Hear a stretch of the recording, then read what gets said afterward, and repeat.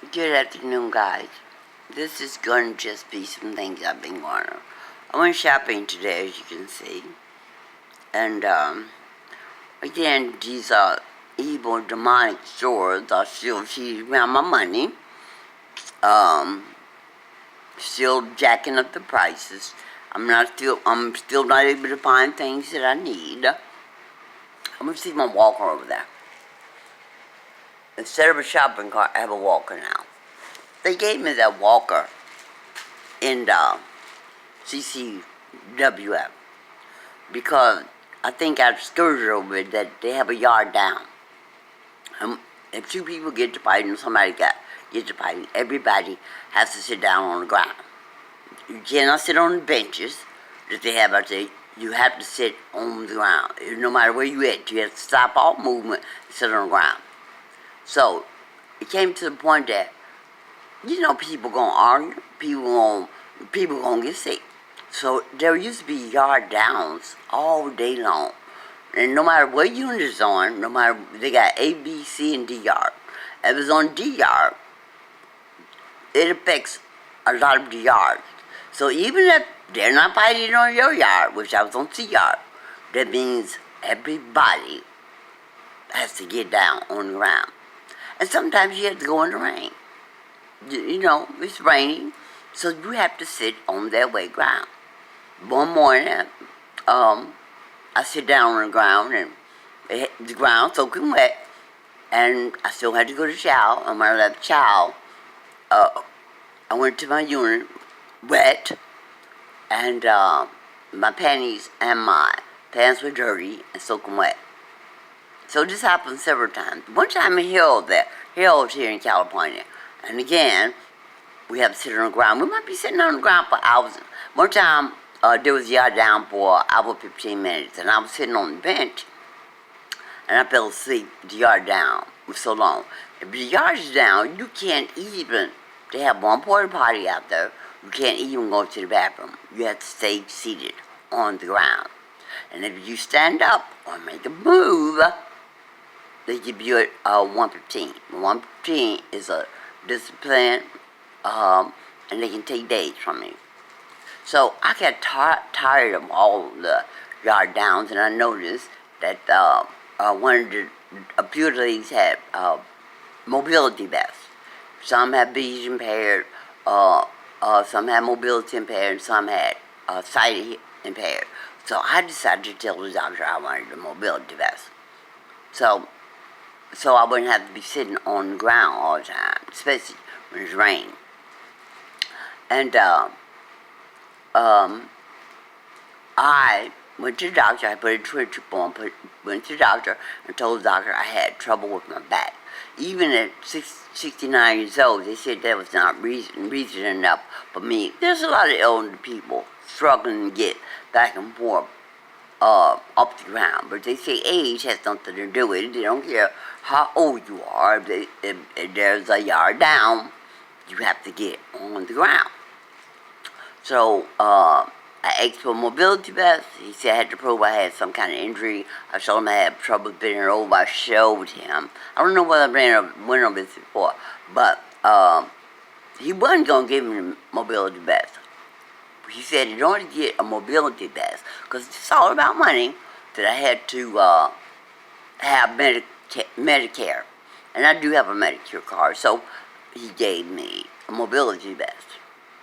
Then, all day long, there's these yard downs, and it got to the point where I got tired of standing up so long, just standing in one spot. Because even if it's a bench 3 feet away, you have to freeze. You can't walk over there with the mobility vest. With the mobility vest, I don't have to sit on the ground. I can sit down on the bench. But when they say yard down, you have to freeze. So I can't even walk over to the bench. So I went back to the doctor. I told him that I could not stand on my feet long. That I had trouble standing in long periods of time. I explained to him how all the yards down are all day long, and sometimes when you want to go out the gate to the library, to church, or to an appointment, You have to stand at the gate. It's not like there's an officer out there that lets you in out the gate. Sometimes you're standing in front of the gate for an hour, waiting for somebody to let you in and out. That's how they do that. You wait at the gate for them to let you in and out, maybe an hour, half an hour, sometimes 20 minutes. The less I've waited is about 20 minutes. It's like that in the units too. If you go to a doctor's appointment, you go to the clinic, when you come back to your building, you're locked out the buildings. You have to wait until a certain period of time for you to get in the building. You see what I'm saying? So you might be sitting outside the building for 45 minutes, up to 45 minutes sometimes. So, with all this waiting, I told him I needed something to sit on, standing up all the time. So he gave me a walker. After I struggled, act like I couldn't walk a straight line. But other things I want to discuss is my parole. Now, I'm still without any kind of ID, no California ID. So that limits me to anything I can do. I can't just do anything without ID. Now, the DMV, and you know this whole demonic system, if you know that Department of Corrections gave me an ID, parole ID, it says a parole ID. If they gave me a parole ID and they gave you a voucher to get me an ID, everybody knows who I am. You know who I am. So why would I need a birth certificate all the way from Chicago? And that's virtually impossible for me to get. You understand? A birth certificate from Chicago. But y'all know who I am.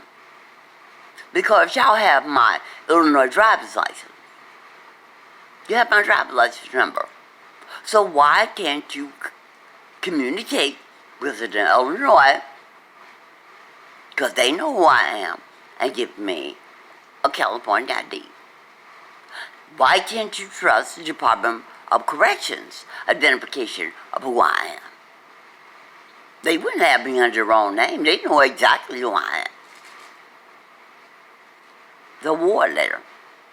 I've been waiting on a award letter, so because even if I could afford to get an apartment, and I can't here, the rent is so high. The rent is extremely high. Everybody I see here is living on the street. Isn't that something? The rent is so high. I see so many elderly out here on the streets. You can't afford the rent here. So even if I could afford the rent, even without proof of income, I couldn't get an apartment or a room. You see what I'm saying? So, it was one other subject. The parole office. Parole agents. Now I got to go to this appointment on the 28th. And I looked in the, at the maps.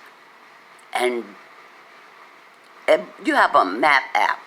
The maps should be identical from one phone to the other, but they're different. Which is telling me either one of those apps that I'm using is fake. Both of them could be fake. You understand what I'm saying? But you know, sometimes we put in directions, we keep giving the wrong directions. So, but the address is 114 South Del Rosa. It's supposed to be at a college. I don't trust them. They try to make it impossible for me to find the parole office. So they'll probably, and I've showed you plenty of videos where addresses change and streets change, and sometimes street on both sides had the same name. I posted those videos before. So they made it impossible for me to locate the parole office. That way, they say I didn't show up, and I will violate my parole. But this orientation is going to be virtually impossible to find this orientation class. These things are the most evil things in the world. But as I said. So I'm still here a month now almost, without any ID and without a word letter, no form of real identification. Alright guys, I'm going to go to Social Security tomorrow because I think on the video, on the audio recording I made, the lady said it takes up to 3 weeks to get a award letter. It's been 3 weeks. I still haven't got one. But they wanted me to come. This is what they do. When they want to set me up for something, they want me to come. So she told me Friday that I can come pick one up. So tomorrow, I'm going to head there and try to pick up my award letter. So, alright you guys. These were just a few things on my mind at the time. And I love you. Stay prayerful, be informed, be aware.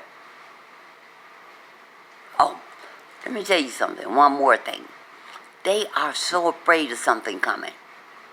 They went through all my bags, show up all my stuff at the Social Security office. There were 3 military guys there trying to act like they security, but you can tell the way they dress, they are military. And all of them had bulletproof vests under their shirt. I pay attention to stuff like that. Now, you know the way you're treating people at these Social Security offices, all of them have shut down. If you check and try to call your Social Security office right now, all of them have that 800 number. That 1, 2 something, 13, 11, 12. Every Social Security office is directing that everyone to that one number. Even my Social Security office here in San Bernardino has that number. So they're not just afraid of an irate Social Security client because they're beating everybody out their money. They're expecting war. Because if there were 3 military personnel up front, there's no telling how many more was in the back. You understand me? So I'm going to go tomorrow, and one of the first things they ask you, you can't take any scissors, you can't even take a razor blade to use to shave with. You can't come in there with that. The first thing they ask you, do you have any explosives or weapons? Explosives? Really? Alright guys, what do a 65-year-old, 66-year-old person come up with explosives? So like I said, 3 and one of them, what you call them things? That you walk on in the courts. The metal detector. And 3 military personnel. They're expecting something greater to come than an irate Social Security client. Alright guys, I love you. Be prepared. Be prayerful. Be aware. Be informed. Bye-bye.